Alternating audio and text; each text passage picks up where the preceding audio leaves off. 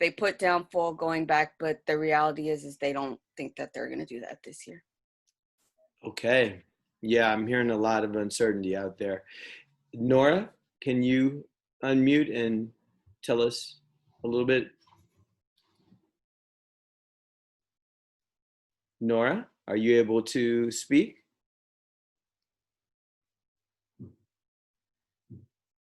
I guess not. Okay. How about MFs? Could you just tell us where you're from? Erica, could you tell us your name, where you're from, and what your school is planning on doing this fall? Actually, I am trying to get into a school right now, so I don't have one yet. Okay, okay, good enough. And Nora, if you or MFs want to chime in, you're more than welcome. Looks like we've got another person just coming in. So Heather, can you tell us your name, where you're from, and what your school is planning on doing this fall? All right, my name is Heather. I'm in the Boston, Massachusetts area. Right now, we're still waiting to get the final word from our state education about what we're supposed to be doing. But we are discussing and trying to figure out how to do, essentially, we're figuring hybrid learning, rotating kids in and out of the building. They're going to do 3 feet bubbles for the high school where I teach, 6 feet bubbles for K through 8. So it's pretty much, we're pretty much figuring, you know, we just got a plan for all the things. Okay, well, yep, I'm hearing a lot of that as well. Aziz, please tell us who you are, where you're from, and what any schools that you're involved with are planning on doing this fall, if any.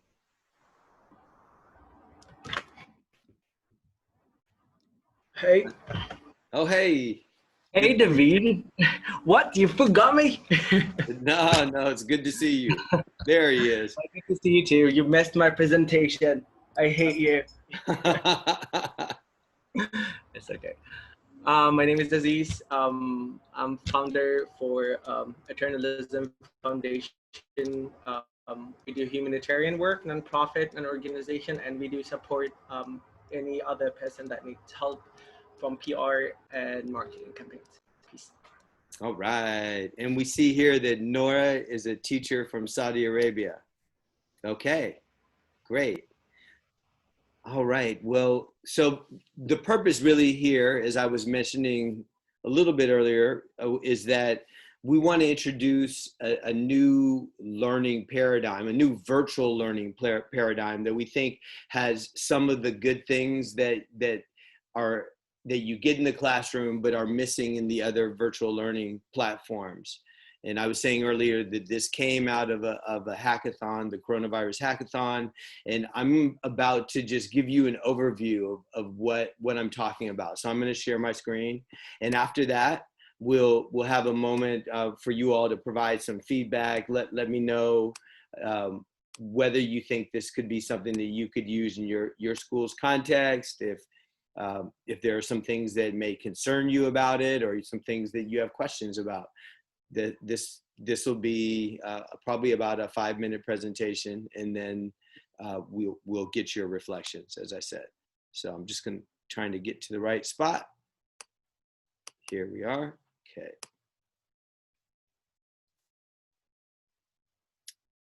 Okay, so Google. Okay, so having a little bit of a technical difficulty presenting, but let me try it again. Here we go. Okay, looking good, looking good. Yeah, I think we're there. Okay. So, as I said, this is a webinar about on-page learning, and the thing that really distinguishes on-page learning from the other virtual learning platforms that I'm familiar with is that we can make thinking visible at scale. And we do this maximizing blended learning engagement while also building literacy and critical skills. Or I say that the platform can be used in all of those ways. One thing to note is that my organization, Skōōl, is proud to adopt the Sudbury theory of change. The Sudbury Village School in Ireland has put out this theory of change that we think has a lot of relevance for the moment that we're in right now. So we've adjusted it slightly, just changing a few words here and there. But Skōōl is based on one simple fact, that the survival of every species depends on the driving ambition of its young to develop the skills they need to thrive as effective adults in the world. And these days, in the 21st century, being an effective adult means that you are actively participating in the achievement of the Sustainable Development Goals that have been set out by the UN, the 17 different Sustainable Development Goals. These are our guideposts in terms of the directions we need to be thinking to create the possibility of a sustainable world. And to do this, Skōōl offers each student a safe digital community to fulfill that ambition and discover their unique points of excellence. Now, the part that I think is probably the most noteworthy right here in that last phrase is safe digital community, because I don't think I'm going too far out on a limb to say that there really aren't very many safe digital communities for our young people. I just don't know of any. I'm sure there may be some, but they're not at scale. And that's what we're talking about, is doing a safe digital community at scale with people that you don't know. And I'll talk a little bit more about how that might work later. So it's not a surprise to any of you that the education system needs to change, or at least that I'm saying that it does. I'm an educator in a number of different capacities, never been a classroom teacher. And I think one of the more important roles in my life has been being a father. My 17-and-a-half-year-old daughter, Malia, she reminds me on and on, over and over, that her generation thinks and learns differently. And she also makes it really clear that the one size fits all does not fit anyone really, and that the digital tools that she's exposed to, at least the ones that she's shown me, are antiquated. And then COVID-19 hit and everything fell apart.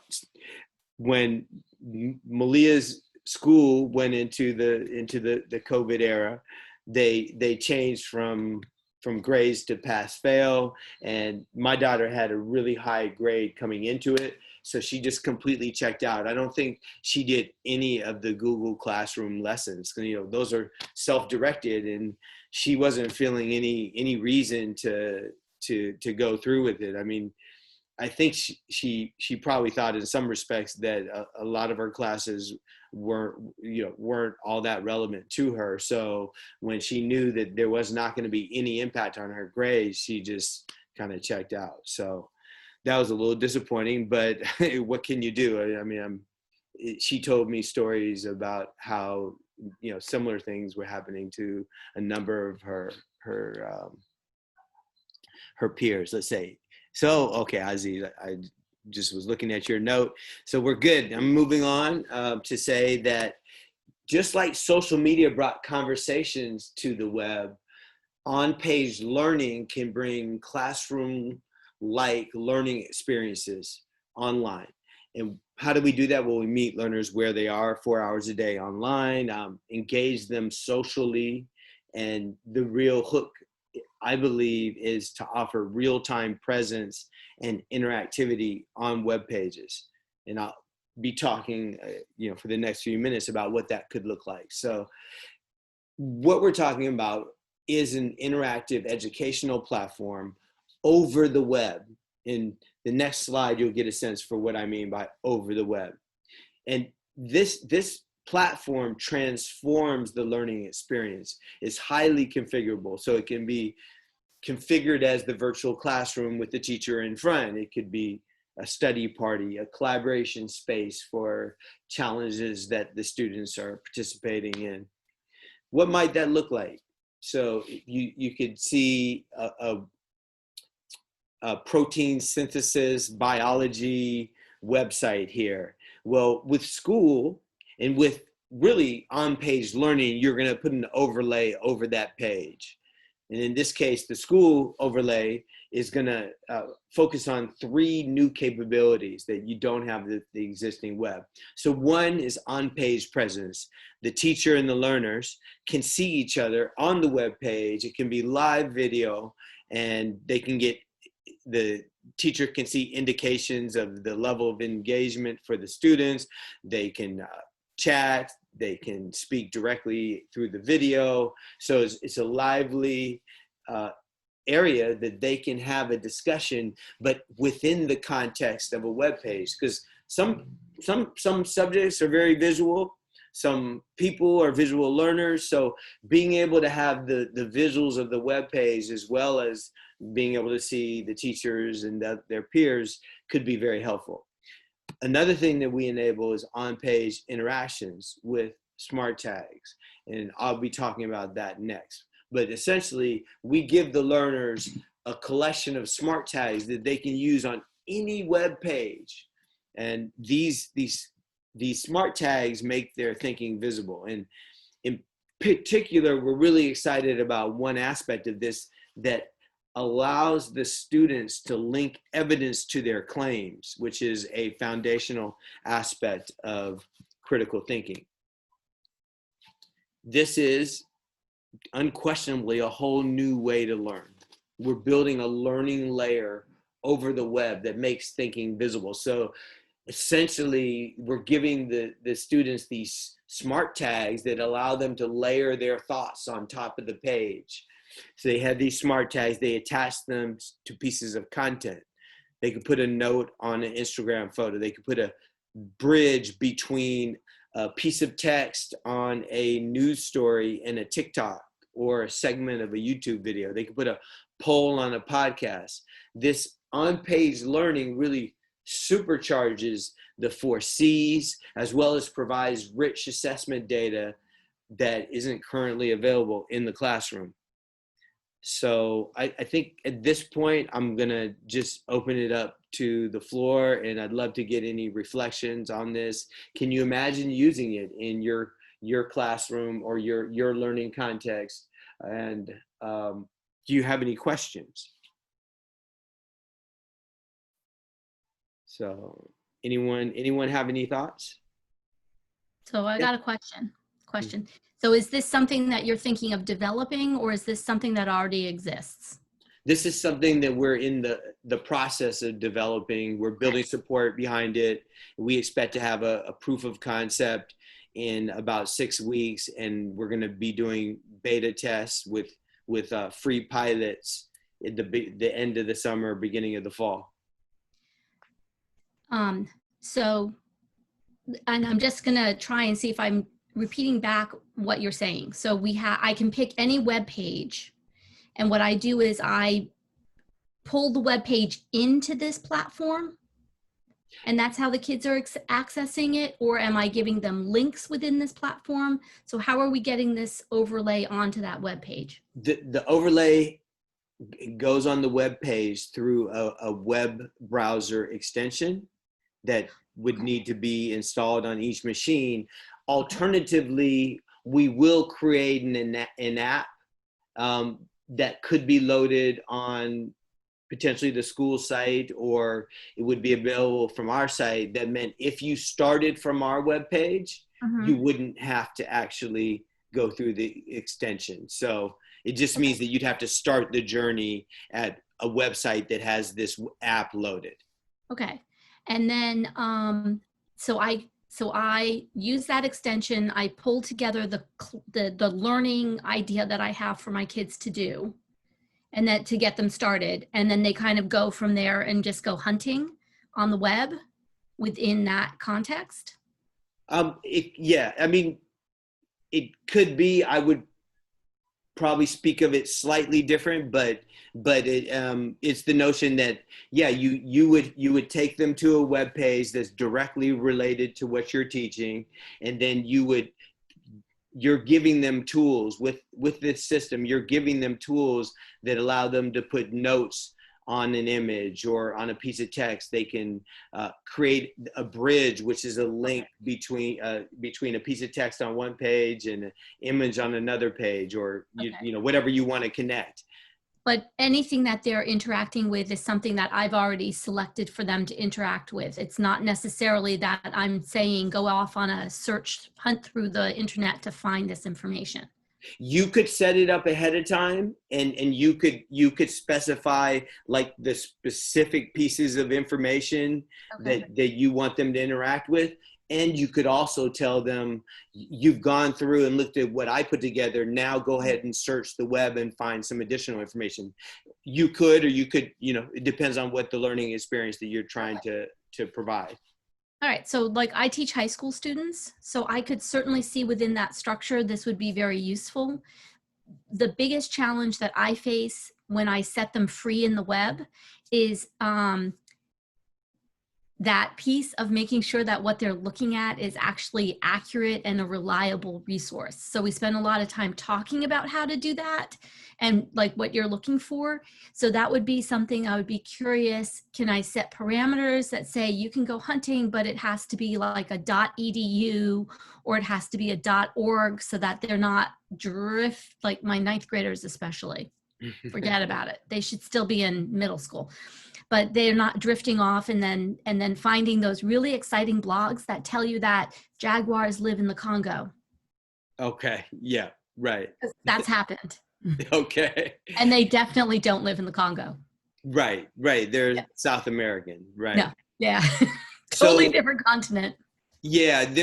We're going to be refining this, but there will definitely be controls where you can have whitelisted sites, you could have blacklisted sites, you could, and you know, it could be sites or it could be extensions like edu, etc. And we'll also have the capability to bring the students back, so that the teacher can essentially bring them back in the chair. Like a master control. Yeah. I would love that. That alone would be like the best thing ever.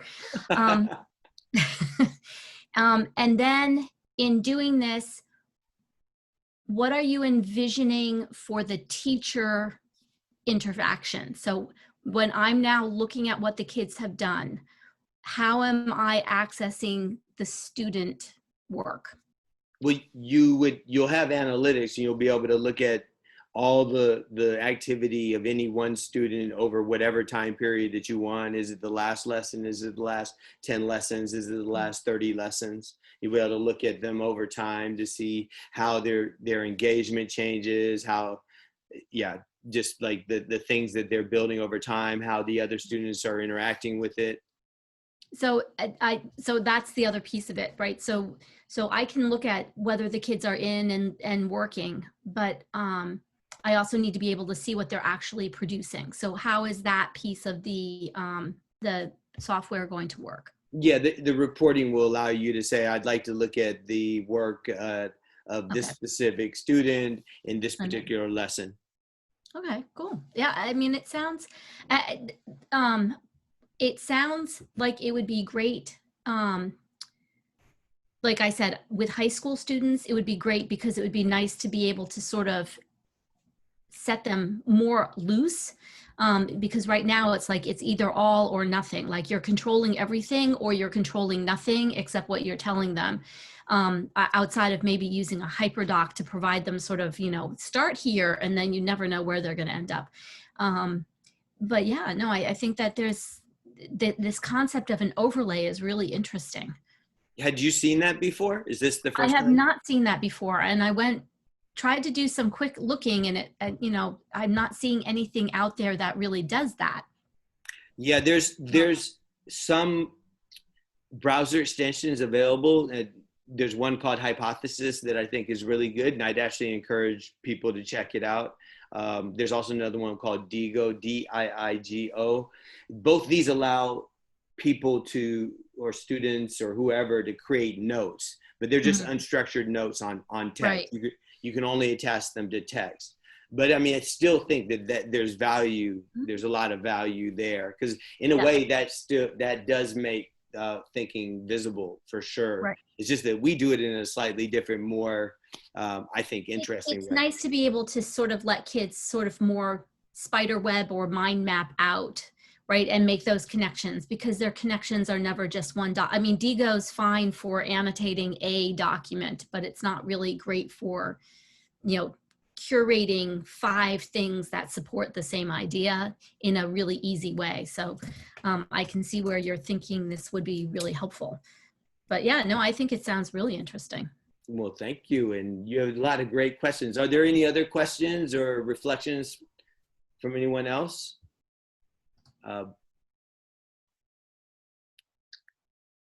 Okay. Well, if anyone has any thoughts, feel free to just stop me, but I'm going to just go back to the presentation, and I want to walk you through the user journey. So this is simply an illustrative user journey. It's one way of using something like this. Could also be completely different. Like I said, this is more the virtual classroom example, but this could be used as a social homework without even having a teacher present. Could be used as a challenge space or a watch party, whatever. There's a lot of different ways it could be configured, but let's try this one. So Arya is the principal. She's into blended learning, but doesn't really like the options she has. During COVID, she found that her teachers were struggling, but she didn't know who needed what help when. So it was very chaotic. Sharon is a teacher of history. She uses Zoom. During COVID, some of her students were not showing up. Of those who did show up, some were engaged, some weren't. She had a hard time tracking engagement. She wasn't able to key into the nonverbals on the virtual platforms. She also found it challenging to help individual students. Sue is going into 9th grade. She is generally a very curious and engaged person at school, but right now she's showing up disengaged, not always turning on her video. She's missing the interaction with her friends and the educational context. School is no longer fun.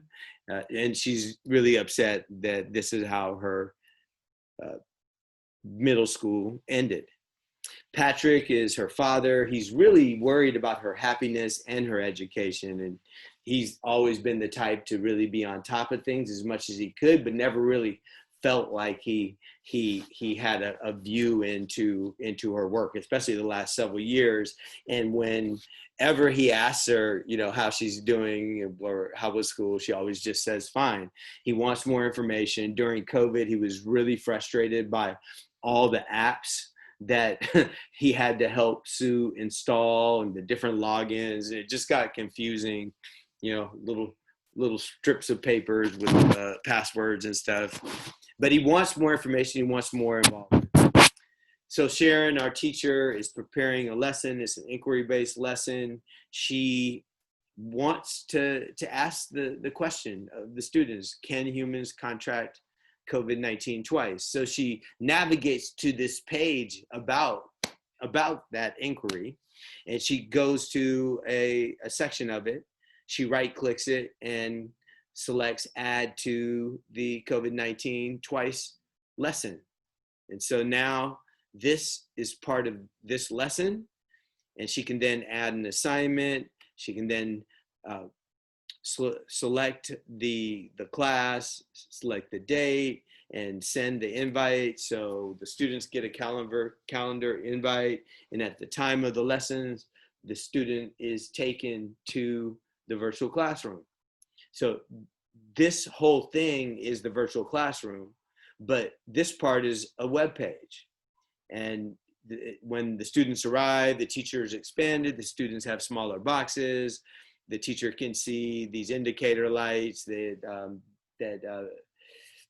say the level of engagement.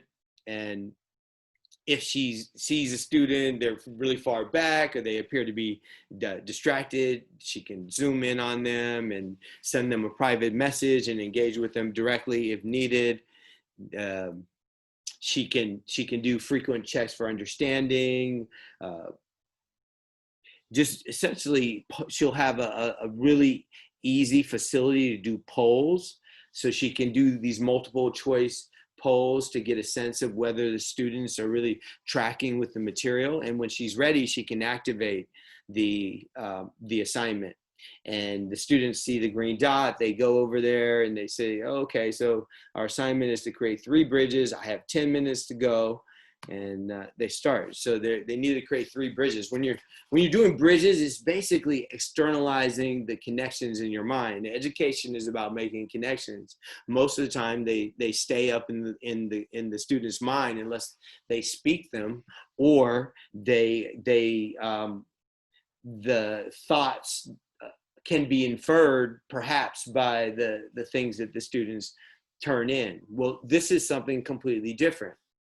With this way of learning with on-page learning, the students actually externalize the connections by creating bridges. So they go to a page and they right click, begin bridge. They go to another page, they right click and go bridge it, and that creates a window. So this is content A and this is content B. So is content A supported by content B? Is content A contradicted by content B? Is content A citing content B?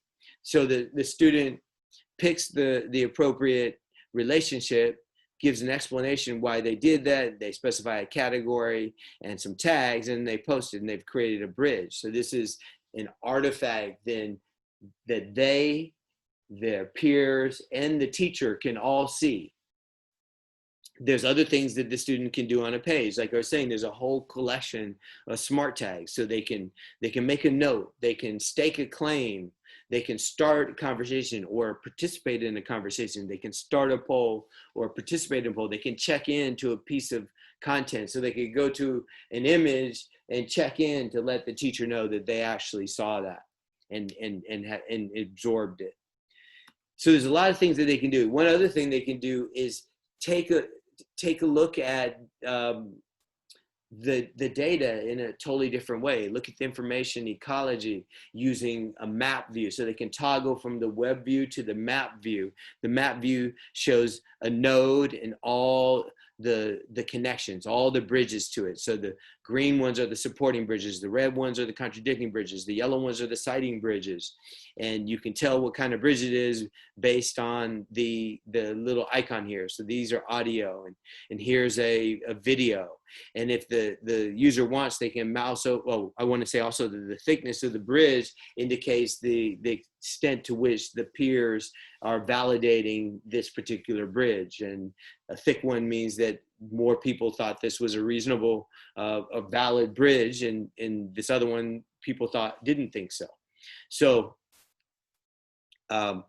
the student can mouse over a node and see more information. They can see, oh, there's over 75% of the information that's associated with this node is contradictory, or there's a small percentage that's supporting, a small percentage that's citing. Or you can look at it a totally different way. We can see here that most of the information that's associated with it is textual, and then video. And then there's a couple images, well, 3 images, and then, a small number of audio clips that are associated with it. So the idea here is that the student is able to get a quick overview of the information that's associated with that particular node that's bridged to from the master node that we're looking at right now. And if they want, they can double click into it and see more information, see all the tags that are associated with it, and they could decide to follow that particular node. So if anyone else build a bridge on it, they'd get notified. They can see the different bridges that are associated with the node. And this isn't to say that just looking at this information right here tells you the answer or helps you understand at first blush what's true and what's not. But it does provide a map that enables the learner to drill down on specific pieces of information that are of interest that will enable them to basically follow their curiosity to understand more about the situation and potentially discern some things, whether it's real, whether they think they can trust it, whether they think that these are valid relationships. So in this scenario, using a system like this, so you've got some new tools, these smart tags, the bridges, the notes, the conversations. We can imagine that a teacher might say, okay, the first step is to go ahead and make 3 bridges of your own. And then the second stage is to validate each other's bridges, make comments, and indicate whether you think it's real. Do you think this is, if content A is related to content B in the relationship specified? If you think it's true, then upvote it. If you don't think it's true, then downvote it. So there's this evaluation of each other's information. And then beyond that, the teacher might ask the students to now develop a claim or stake out a perspective, something that they believe based on this body of information. And then the important piece of this is to indicate, well, what is the evidence that actually supports this claim? So once again, that's a big part of critical thinking, and we'll provide templates so that the teacher could then easily put the students in breakout groups or into a debate or into a show and tell situation. If it's breakout groups, they'll be able to call the teacher, request to change a group. The teacher could listen in either visibly or invisibly. The teacher could configure these breakout groups so that all the conversation that happens is recorded and will actually transcribed. That will add some accountability into the system, so the students know that they can't just go in there, because the teacher's going to actually see what they were talking about. And I was saying, yes, they can put the students in a debate. Just easy. You want to make this really easy. My mom was using Zoom because she can't get out of teaching. She loves it so much. She's an English as a second language teacher. She's 78. She had the hardest time with Zoom, and she's using it now and it's working, but it was really, really painful. So I know firsthand that there's a lot of things that could be done to make Zoom a lot easier for teachers. Another thing that we're really excited about is the possibility of creating communities. So teacher communities that can share lessons, and if that happens, they get shared across the world, then students can see what other students from Brazil, from China, from Canada, from wherever, thought about the particular lesson, the particular inquiry that they were looking at. And this gives them the sense of being more of a global part of a global world, a global community, a participant. And it also shows them that people who come from different places with different cultures and different experiences may see things differently. So that comparative assessment could be really interesting. A lot of the teachers that we've been talking to thought that they would really enjoy something like that in their students as well. Another big piece of this that we talked about earlier is the analytics piece. So we're going to provide analytics on where the student is focusing their attention, how they're engaging with the bridges and notes and conversations that other students have created, what their pathways to the positions that they're taking in are. Because if we can look at their pathways, then we can get a sense of how they're thinking about things. And we can also look at the creation. So what bridges, notes, conversations, and polls did they create? How many do they do? What's the interaction, or really the value in terms of how did it contribute to the conversation among the peers? And then, well, how unique were these bridges, these notes, these conversations? How unique were the contributions of the student? And we see this as a way to get greater insight into the student's progress over time, greater insight in how students learn overall, plus information that could be used to set up a personalized learning plan for specific students. It could be used for assessment support to get a sense for how well a student is learning things. It can be used for comparative assessment across students, courses, lessons, locations, teachers.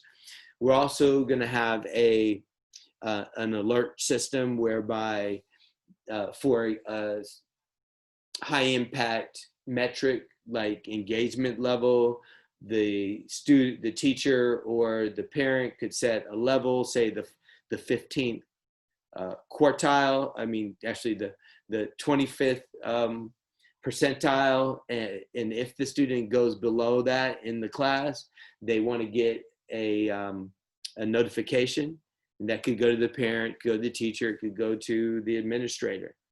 And of course, you know, all this data, it will not be given to anyone beyond the administration, and the parent would be able to see only the information for their student. The teacher would only be able to see the information for their students. And to the extent there was any use of the data beyond the confines of the school, for better understanding of the educational process, it would be completely anonymized. So there would be no way that anyone could ever attribute any of the specific information to a specific student. So after school, and as we're seeing it, the administrator, Aria, she likes the balance that they've achieved, and she feels like they're ready to go with a switch to fully virtual learning if needed. She's excited that she has these analytics and this data, and it can really help her get a sense of the school and how progress is happening. Sharon, the teacher, is excited about the new tools she has, the bridges, the notes, the conversations, all the thinking made visible, the analytics. She likes the fact that it's easy to do checks for understanding and to do polls and get that information back. It helps her understand engagement better. She has a better sense of the nonverbals with this because she's able to zoom in and have the private conversations when they're needed. And it's just, we're going to make the breakouts much easier as well. Sue, our 9th grader, going into 9th grade, she's happier, she's more engaged. She likes the fact that she's able to spend more time within the educational context with her friends, and it's not just looking at someone's face all the time, that she can actually collaborate with them on the computer screen, and that she can see what they're thinking, and it feels like a game because they get points as well, you know, just from their contributions, and she can look and track her levels and feel a sense of accomplishment. It's also easier for her to get personal help. Her father is feeling really much more connected and involved than he was before. He's able to track her progress and even review her work. And the coolest thing was, rather than having to be satisfied with you know, the answer, how was school? Oh, it's fine. He can now say, oh, you know, I saw that the other day you built a bridge between that news article and that segment of the YouTube video. And I was wondering, did you watch the rest of that video? What did you think? I mean, and what did your peers think about that bridge? So there's just, there's a greater capacity for him as a parent to engage deeply with his students. With his student. So at this point, I would love to just get any further reflections from you all. If there are any questions, I'm opening up the floor.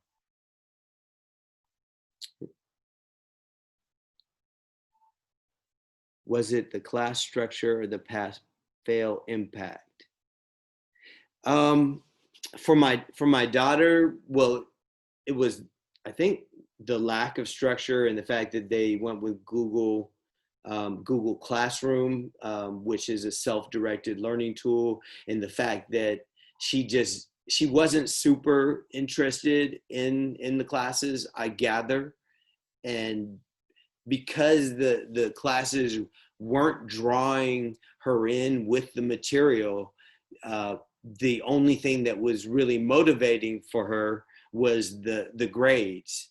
And she had like a 4+ grade point average because she was taking all these AP classes. And clearly that was something that was really motivation for her. So when that went away and they went pass fail, the material being non-inspiring to her, she just checked out. She said, okay, so Heather's saying, honestly, I hate the design of Google Classroom. Very hard to organize the material in a useful way. And you know what I've also heard as a, I don't know, it's a critique, is that it's not good for inquiry-based learning. It's really good for situation where there's an answer, right? Because the way it works is they give you some information and then you have multiple choice to see if you've absorbed the information as they presented it. So that's not great for something like, oh, can you get COVID-19 twice, or any other inquiry-based learning, or where you want them to use their learning facilities. So yeah, what are the tools that you all are using out there? Are any of you using Google Classroom? Sounds like, Heather, you were using it. Are there any people using Zoom right now? And with Zoom, it'd be good to hear what your issues were, if there were any. So Heather's also saying we use Schoology, but had to switch to Google Classroom because of access issues. Oh, that's unfortunate. So Jennifer is saying Canvas and Google Meet. So Google Meet, does it have breakout groups? And I know Canvas, okay, so no, yeah. And was that Google Meet choice done at the school or district level? Okay, and I see Heather saying we've used Zoom, no problems, but did a lot of the webinar trainings beforehand. And Jennifer says it's supposed to have them eventually. All students have a Google account. Okay. Well, excellent. Does anyone have any thoughts about whether, this notion of on-page learning could be helpful in their context? And if not, I'll just, I'm going to put a survey here in the chat, and it would be really helpful if you were to fill it out. It's essentially, if you think this is interesting, we're asking for any reflection that you're able and willing to make about that, and that will help us understand what people find most compelling about the platform. And there's also a question about whether you might be interested in doing a pilot. As I was saying earlier, we're going to be doing pilots in the late summer, early fall. They'll be free, and we'd be excited to work with people. So,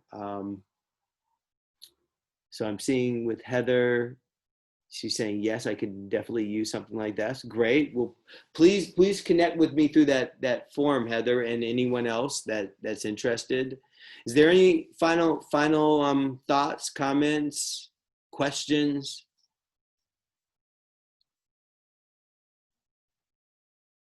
Okay, let's see. What about organizing other materials such as PowerPoints? Could you upload them? I expect there are ways to link in other material. Yeah, anything that you could bring onto the web. So you can load a PowerPoint into Google Slides. So that would be one way to do it. There's also SlideShare. So there's a number of different ways to bring materials onto the web.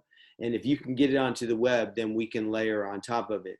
If you have a PDF, we'll create the facility that will enable you to create your own PDF and basically load it up to the school system and overlay on top of it. So it won't have to be on the web already, but it has to be something that can be readable by the web. So some kind of HTML base or JavaScript web app, a PDF,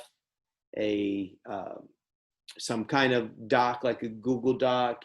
Any of those documents will work if you can bring them into that situation, as well as ebooks as well will be right. Okay, and would that be determined by the method of uploading? Okay, how will you respect? Yeah, I mean, I think there has not been any complaints about annotation on the web, and since since our platform is mainly is really designed for you to use with things that are already on the web, and given that they're already on the web, the page author is giving permission for you to go to those pages and use those. But now, if it's outside material, that would be something in that you are uploading.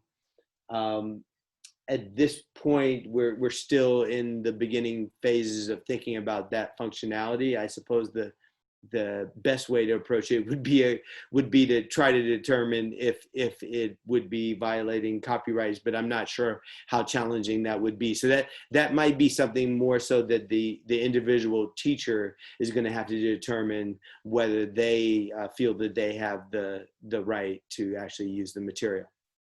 Thank you for those questions, Heather. Are there any other questions or comments or reflections?